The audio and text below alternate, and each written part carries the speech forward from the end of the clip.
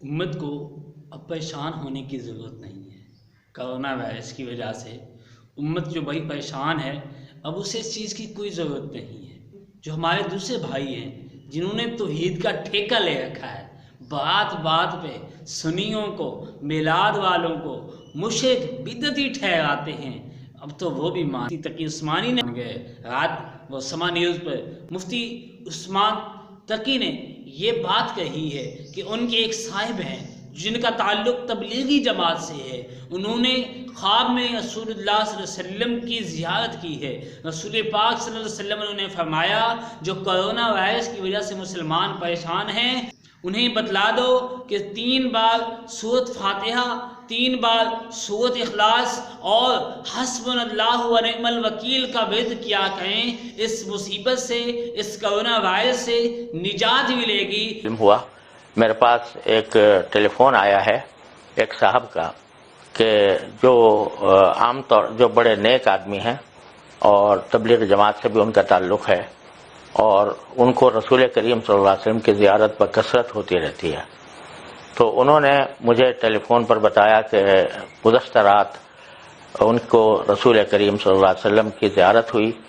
اور اس میں نبی کریم صلی اللہ علیہ وسلم نے میرے پاس یہ پیغام بھیجا کہ تم لوگوں سے کہو، تم یہ پڑھو کہ 3 مرتبہ سورہ فاتحہ اور 3 مرتبہ سورہ اخلاص،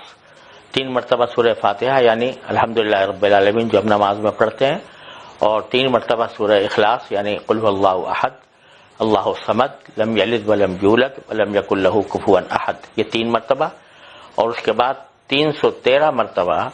حسبنا اللہ و نعم الوکیل، حسبنا اللہ و نعم الوکیل، حسبنا اللہ و نعم الوکیل، یہ 313 مرتبہ پڑھے ان موجودہ حالات کے اندر، تو انشاءاللہ یہ اس میں اللہ تعالیٰ کی طرف سے حفاظت رہے گی۔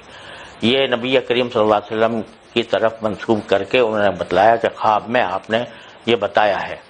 تو میں کہتا ہوں جناب والا، آپ کی اس بات سے تو اہل سنت کے عقائد ثابت ہوتے ہیں۔ عقیدہ تو ہمارا تھا کہ حضور صلی اللہ علیہ وسلم غیب کا علم رکھتے ہیں، حضور صلی اللہ علیہ وسلم اپنی امت کے احوال سے مطلع ہیں، حضور صلی اللہ علیہ وسلم امت کے مشکل حالات میں مشکل کشائی فرماتے ہیں، جبکہ تم تو یہ کہتے تھے حضور کو غیب کا علم نہیں، حضور کو دیوار کے پیچھے کا علم نہیں، تم تو یہ کہتے تھے۔ آج تم کیسے مان گئے؟ تو حضور امت کی مشکل کشائی نہیں فرماتے،